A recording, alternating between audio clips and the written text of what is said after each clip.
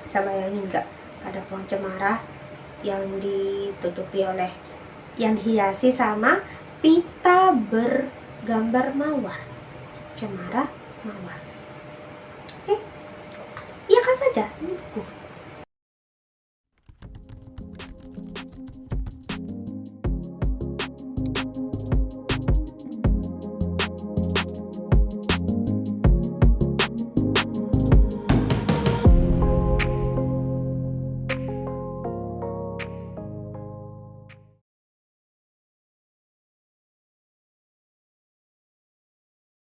Halo, kembali lagi dengan saya Carmila di Kazura Official.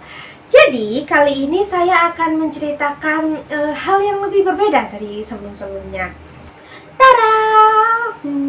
Jadi ini adalah bukuku yang aku sayangi, maksudnya yang suka aku baca dari zaman masih SD atau enggak SMP, aku lupa belinya kapan.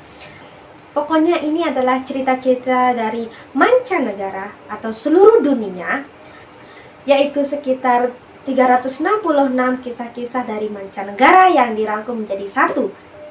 Jadi nanti kalau aku akan menceritakan kisah-kisah mancanegara, aku akan menggunakan buku ini. Oh ya, sebelumnya aku akan jelaskan struktur dari buku ini. Dalam satu tahun itu biasanya kan 365 hari. Cuman ini menggunakan tahun kabisat. Jadi Februarinya ditambah satu hari lagi, maka ini sebanyak 366 dongeng. Satu hari itu kita disuruh membaca satu dongeng saja, cukup satu dongeng. Jadi tampilannya seperti ini. Ini tanggal 3 bulan Januari.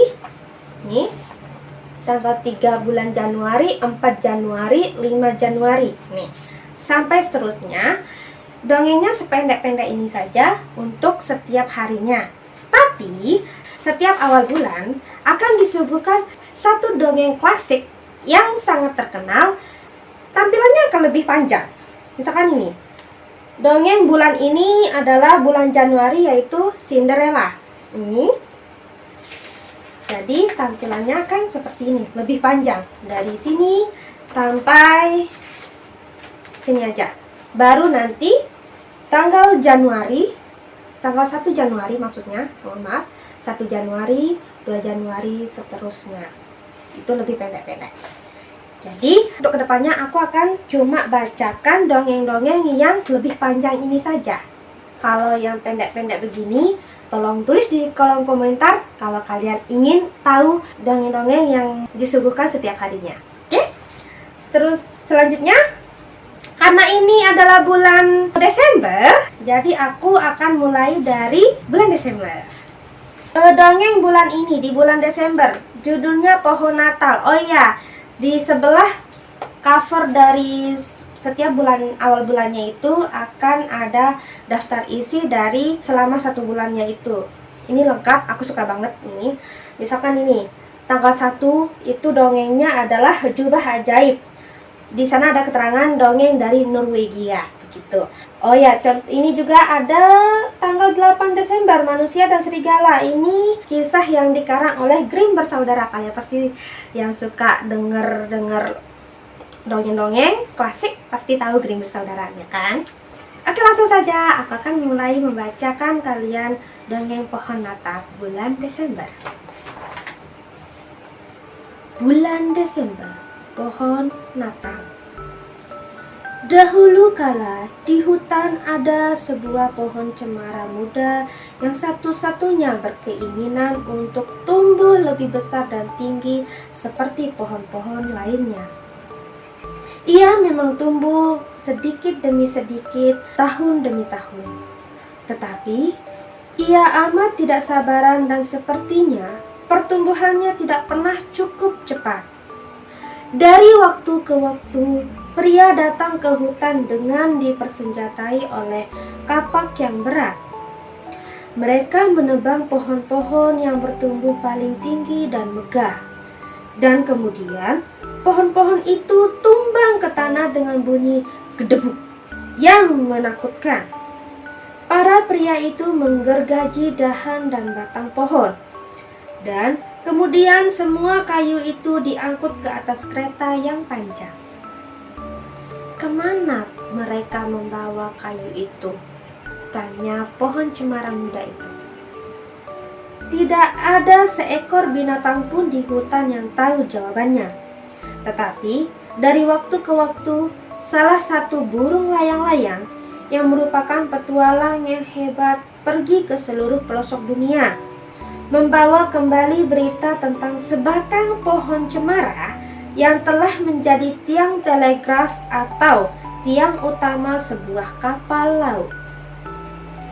"Oh, andai nasibku juga seperti itu," desah pohon kecil itu yang memimpikan saat ketika ia menjulang di atas ombak dan dipasangi layar putih yang besar.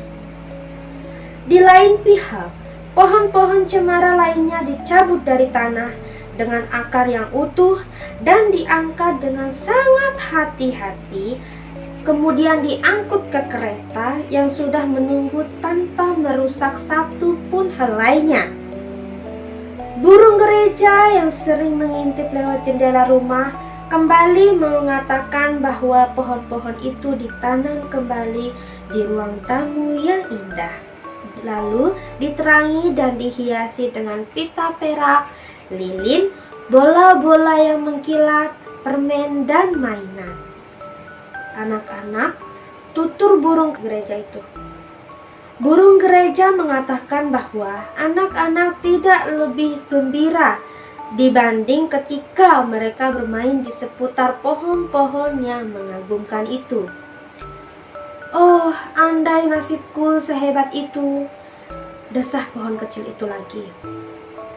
Dan tidak pernah terpikirkan olehnya atau pohon-pohon lainnya untuk bertanya kepada si burung gereja apa yang terjadi sesudahnya kepada pohon-pohon cemara yang beruntung itu.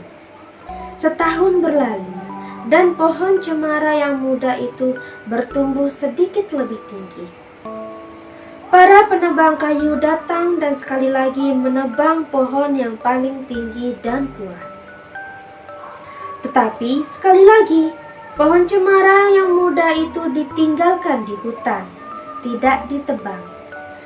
Kemudian para penduduk desa datang untuk memandang semua pohon muda yang bentuknya baik, dan kali ini pohon cemara yang muda itu dipilih. Ia hampir mati karena gembira saat ia mendengar pemimpin penduduk desa memberi perintah sambil menunjuknya. "Ambil pohon ini juga," katanya. Namun demikian, pohon cemara yang muda itu sedikit kesakitan ketika peralatan mereka yang terbuat dari besi menusuk ke tanah dan mengenai akarnya. Dan ketika tali dan rantai mereka menyikatnya dan menariknya dengan kuat dari tanah, ia tak bisa bertahan lagi dan pingsan kesakitan. Ia kembali sadar ketika ia merasakan dirinya ditusuk dan disentuh dari segala sisi. Ia membuka matanya dan mendapati dirinya sedang berada bersama lusinan pohon cemara lain seperti dirinya yang dijejerkan di dinding sebuah gedung. Ia mendengar suara seorang perempuan berkata, "Ya, pohon itu sangat indah, kita akan membelinya." Dua pelayan yang berseragam mengangkat pohon cemara muda itu dan membawanya ke sebuah ruang tamu yang amat indah, di mana segalanya adalah yang terbaik. Mereka menanamnya kembali di sebuah vas tanah liat yang besar yang ditutupi oleh kain putih dan dihiasi dengan pita merah yang bergambar bunga mawar. Mereka menyiramnya dan menjaganya dengan sangat seksama, dan pohon cemara yang muda itu sering berkata berulang kali mengenai betapa beruntung dirinya karena ia dibawa ke rumah itu dan berada di antara orang-orang yang amat mengaguminya dan memberinya tempat yang amat penting.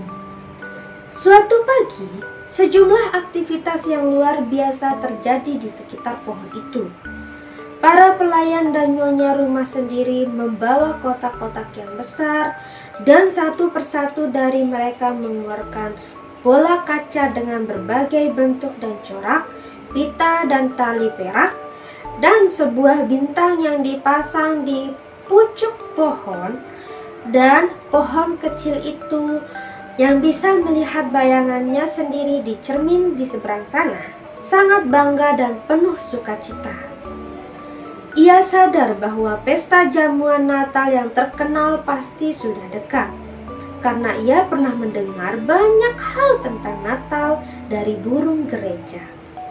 Tetapi ada lebih banyak hal yang akan terjadi. Malam itu, nyonya rumah meletakkan semua hadiah di bawah pohon, dan guru yang tinggal di rumah itu menyalakan semua lilin. Kemudian, anak-anak yang amat gembira dan penasaran cepat-cepat memasuki ruangan. Alangkah indahnya malam itu bagi pohon cemara yang muda itu. Ia tidak akan pernah melupakan momen semacam itu, meskipun sesungguhnya kegemilangannya hanya berlangsung selama beberapa menit. Setelah anak-anak selesai membuka hadiah mereka, pohon cemara yang muda itu segera ditinggalkan di pojok, terlupakan oleh semua orang. Beberapa hari kemudian, para tukang kebun mengingatnya dan mereka mengambilnya, kemudian dibawanya ke taman di mana ia ditanam di dekat dinding. Di rumah barunya yang aneh, pohon cemara yang muda ini mengamati pohon cedar yang amat besar, pohon ek yang kokoh, dan banyak pohon megah lain yang mengelilinginya. Sekali lagi, ia bermimpi menjadi pohon yang besar dan elok seperti mereka. Dari waktu ke waktu, seekor burung gereja atau beberapa tikus datang untuk menemani pohon cemara muda yang sendirian itu. Kepada masing-masing dari mereka, pohon cemara yang muda itu menceritakan kembali kisah fantastis hidupnya dan malam Natal yang gaib. Tetapi, para tikus itu lebih menyukai kisah tentang tempat penyimpanan makanan, sebab mereka bisa masuk ke dalamnya saat masih kurus dan keluar dari sana dengan tubuh yang gemuk. Dan burung gereja pernah melihat banyak keajaiban yang lebih hebat saat mereka terbang mengitari dunia. Pada akhirnya, pohon cemara yang muda itu mulai menyadari bahwa pasti lebih baik baginya untuk tetap berada di hutan asli dibandingkan mendapat pengalaman yang penuh sukacita di dalam waktu yang hanya semalam saja. Oke, itu saja cerita di malam minggu ini di awal bulan Desember yang kami suguhkan. Semoga kalian suka dan mulai agak mengantuk. Jangan lupa nantikan kisah-kisah selanjutnya hanya di Kazura Official. Terima kasih, semoga tidurnya menjadi nyenyak. Ketemu lagi di minggu depan dengan dongeng-dongeng atau kisah-kisah legenda Nusantara maupun mancanegara. Kita lihat saja besok. Sampai jumpa.